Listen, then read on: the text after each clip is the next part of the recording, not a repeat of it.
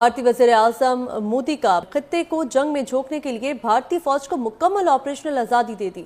भारतीय सेना को खुली छूट मिलने से पाकिस्तान में भगदड़ मच गई है।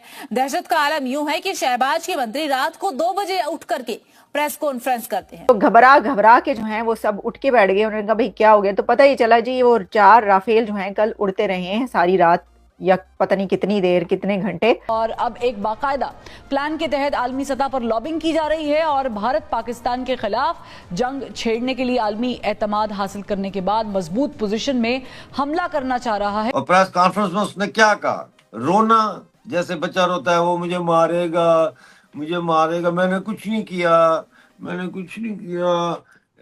ये वाला एटीट्यूड है ना। जब ये देखा गया कि ये तो भारत की तरफ से राफेल उड़ना शुरू हो गए, तो भाइयों वो एक फ्रेज हम बोला करते थे, जालिमो मोदी आ गया है।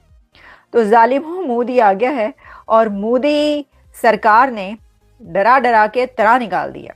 वक्त ये है कि जो मोदी के दिमाग में बैठा हुआ है कि पाकिस्तान इस वक्त बहुत कमजोर तरीन दौर से गुजर रहा है, तो मैंने इसका फायदा उठाना है, ये उसने कार्रवाई की है। वो एक कोल्ड स्टार्ट डॉक्ट्रिन पे काम कर रहे हैं जिसका मकसद यही है कि 72 घंटों के अंदर अंदर पाकिस्तान के खिलाफ कोई ऑपरेशन किया जाए ताकि पाकिस्तान को ये मौका ना दिया जाए कि वो एस्केलेट करे सिचुएशन को। वहां से पाकिस्तानी सेना अपनी चौकियां छोड़ के भाग गई है, पाकिस्तान का झंडा भी उतार के ले गई है साथ। रात शुरू होते ही पाकिस्तान की कई जगहों पर ब्लैकआउट हो गया। अभी तक हमने इंडिया में कोई ब्लैकआउट नहीं देखा है, लेकिन पाकिस्तान में हो गया। सुबह 5 बज रहे हैं और 5 बजे तक ब्लैकआउट कंटिन्यू कर रहा था। कौन सी लोकेशन तक मैं आपको बताता हूं। इस्लामाबाद नेवल कॉम्प्लेक्स में और पाकिस्तान एयरफोर्स का जो कॉम्प्लेक्स है इस्लामाबाद में, इस पर तो जिसे बोलते हैं लाइट कर दी गई। और ऐसा पाकिस्तानियों का कहना है कि ये तो जरूर टारगेट होगा। खबर ये भी उड़ी ऑफ कोर्स सोशल मीडिया पे ही कि हमला होगा बाय एयर, लेकिन उसको कंटेस्ट करने वाले बहुत थे। लेकिन मेरे पास जो खबर है उसके हिसाब से कि पाकिस्तान ने एक तो रावलाकोट यानी कि पाकिस्तान ऑक्युपाइड कश्मीर, वहां के कंबाइंड मिलिट्री हॉस्पिटल की लाइट काटी थी और उसका वीडियो भी अवेलेबल है। खैर वीडियो तो ऐसा है कि जिसको दिखाने का कोई फायदा है नहीं, बट स्टिल वीडियो अवेलेबल है उसका। साथ में इस्लामाबाद नेवल कॉम्प्लेक्स और पीएएफ कॉम्प्लेक्स की लाइट काट दी गई। लाइट मतलब उसको ब्लैकआउट कर दिया गया। क्यों ब्लैकआउट कर दिया गया? क्योंकि डर था कि इस पर हमला हो सकता है। हमला हो सकता है मतलब ज्यादा से ज्यादा लेफ्टिनेंट जनरल्स, मेजर जनरल्स ये यहां रहते हैं और इनको पता था कि हमला हो सकता है।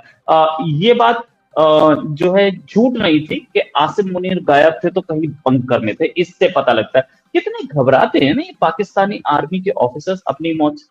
हालांकि मौत के सौदे करते हैं ये आतंकवादी भेजते हैं, लेकिन कितने घबराते हैं। इस मिडनाइट 2 बजे पाकिस्तान के इंफो मिनिस्टर अता तारड़ साहब ने एक प्रेस कॉन्फ्रेंस की थी और 2 बजे रात को, आधी रात को जब वो प्रेसर की गई तो सब हैरान और परेशान रह गए। एक पैनिक क्रिएट हुआ और जो सो रहे थे वो उठ के बैठ गए जब उनको बताया गया जी प्रेस कॉन्फ्रेंस हो रही है।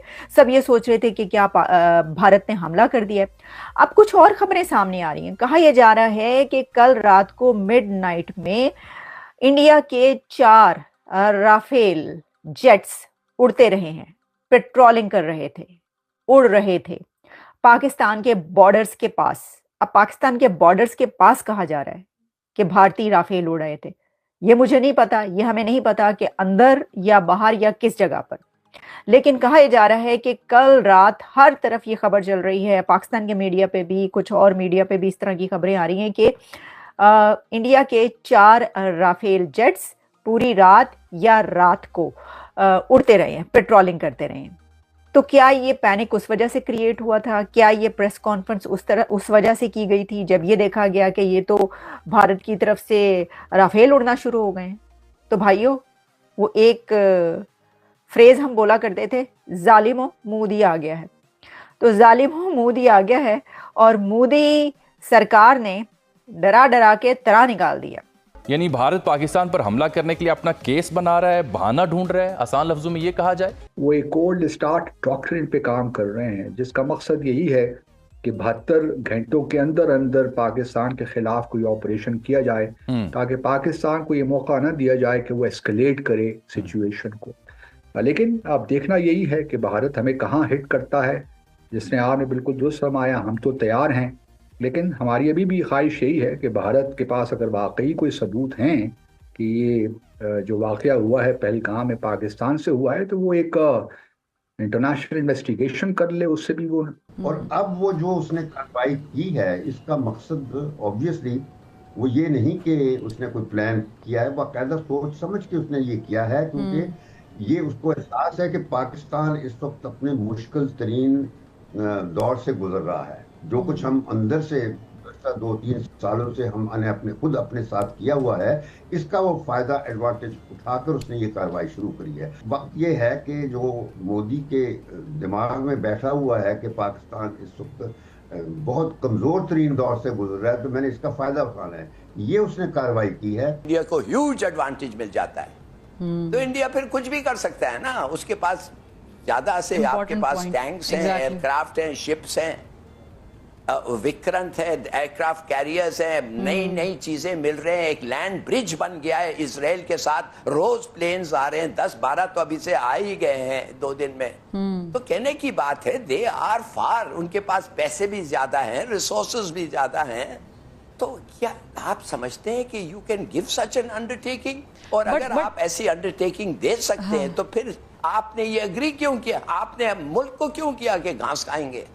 आपने हमें घास खिलाया ना वेपन्स के लिए, हम खाए हैं घास वेपन्स के लिए। अब आप कह रहे हैं कि उसको आप इस्तेमाल नहीं करेंगे। कि जो इंडिया पाकिस्तान का इंटरनेशनल बॉर्डर है, परगवाल सेक्टर, वहां से पाकिस्तानी सेना अपनी चौकियां छोड़ के भाग गई है, पाकिस्तान का झंडा भी उतार के ले गई है साथ। तो ये पहला तो एक ये खबर है कि वो वहां से भाग गए हैं, अपनी पोस्ट छोड़ के भाग गए हैं परगवाल सेक्टर से, और झंडे भी पाकिस्तान के उतार के ले गए हैं। देखिए कल जो उसने अताउल्लाह तारड़ ने जो कल रात पाकिस्तान टाइम के मुताबिक 2 बजे प्रेस कॉन्फ्रेंस बुलाई।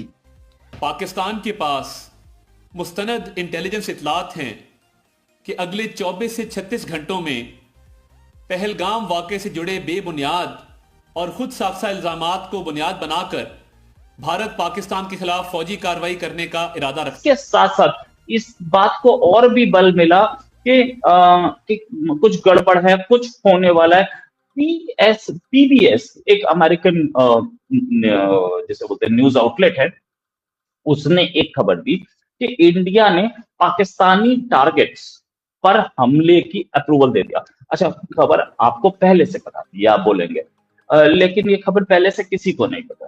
सच क्या है इसमें और इसमें गेम क्या है?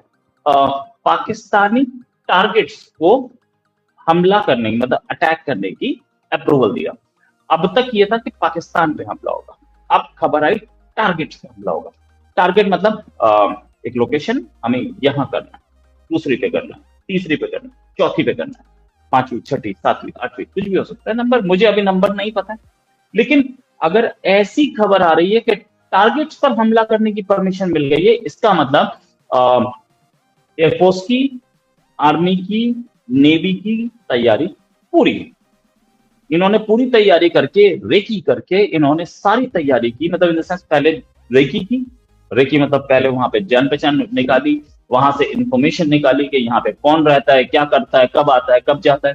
फिर उसके बाद उस टारगेट्स को मारेंगे कैसे, ये पता लगा। हो सकता है मिसाइल हो सकता है ड्रोन हो सकता है लॉइटरिंग मिशन हो, या ये हो सकता है कि वो टारगेट्स बॉर्डर के एकदम पड़ोस में हैं तो वहां आर्मी जाके करे, या हो सकता है कराची का टारगेट हो कोई जहां पर हमारी नेवी मारे। ये सारी चीजें हो सकती हैं। मैं किसी एक पर्टिकुलर टारगेट को नहीं बोल रहा हूं, लेकिन ये जरूर है कि टारगेट्स जो हैं वो लॉक हो चुके, टारगेट्स इनके सारे क्लियर हैं कि ये कुछ 5, 10, 15, 20 जो भी टारगेट, मुझे नहीं पता है, ये टारगेट्स हैं, क्लियर हो चुका है। और ये भी क्लियर हो चुका है कि इनकी टारगेट्स पे हमला किया जाना है, और उसके लिए नेवी की तैयारी, आर्मी की और एयरफोर्स की तैयारी पूरी है। ये चीजें आपको समझने की जरूरत है कि अगर ऐसी खबर आ रही है, वो भी अमेरिकन आउटलेट से, तो ये खबर एज सच नहीं आई। ये खबर बड़ी डीप उसके बाद आई है। अमेरिका के प्रेसिडेंट के पास अर्जी लगी है शहबाज शरीफ साहब की कि भैया इंडिया को समझाओ। हालांकि अमेरिका अब तक शहबाज शरीफ से कोई खास बात करने के मूड में नहीं था, न कर रहा था। सच बात तो ये, मैं झूठ क्यों बोलूं। उनको ये लग रहा था कि ये गड़बड़ पूरी अमेरिका की है, और उनको ये भी लग रहा था कि मोदी इतने अच्छे दोस्त है, और उनको ये भी लग रहा था कि इंडिया की हमें जरूरत है। आगे ईरान पे तो हमला करना है ना, तो इंडिया की जरूरत पड़ेगी ना वहां पे। कहीं ऐसा ना हो कि इंडिया से दुश्मनी ले लें और पहले ही ईरान पे हमला करने के लिए रशिया चाइना दोनों के दोनों खिलाफ हैं, एक इंडिया और खिलाफ हो गया तो क्या होगा, पहली चीज। दूसरी चीज ये कि अगर इस वॉर में चाइना कूदा तो क्या अमेरिका पाकिस्तान का साथ अगर देता है और चाइना भी कूदा तो क्या अमेरिका बाहर निकल के, या क्या अमेरिका चाइना के साथ लड़ेगा इंडिया से, या अमेरिका बाहर निकल के इंडिया का सपोर्ट करेगा? क्योंकि यहाँ एक एलआई की बात है, यहाँ एक ऐसे कंट्री की बात है जहां पर आपको साउथ एशिया पर नजर न करें, क्वाड में उसके साथ हैं, I2U2 में उसके साथ हैं, उसके साथ मिलकर के आप इतनी प्रॉब्लम्स कर रहे हैं, इतनी सारी काम कर रहे हैं, इतना बड़ा बिजनेस है, आपकी एविएशन इंडस्ट्री को इतना बूस्ट मिलता है, आपके हथियारों की इंडस्ट्री को बूस्ट मिलता है, तो इंडिया के खिलाफ तो वो बिल्कुल नहीं जा सकता। चाइना घुस सकता है क्या इस वॉर में? पाकिस्तानी बहुत चीख रहे थे कि चाइना घुसेगा, चाइना घुसेगा। बस एक चीज, इंडिया जैसे एलाई को अमेरिका कभी लूज नहीं करेगा, कभी लूज नहीं करेगा। चाइना घुसा, अमेरिका घुसेगा, वर्ल्ड वॉर यही हो गई, जिसको कोई नहीं चाहता। तो ये एक बहुत सीरियस इशू है, बहुत बड़ी चीज है। मतलब कि चाइना कभी ये नहीं चाहेगा कि वो घुसे, क्योंकि वो एक तरफ से इंडिया से और दूसरी तरफ से अमेरिका से, और फिर उसकी पिटाई होगी और तगड़ी होगी, क्योंकि अमेरिका और चाइना दोनों मिलकर, अमेरिका और इंडिया दोनों मिलकर beyond the beating of China होंगे। वैसे तो अमेरिका अकेला ही beyond the beating of China है, लेकिन एक बार उसको दो तरफ से घेर लिया जाए तो शायद बजा दिया जाएगा।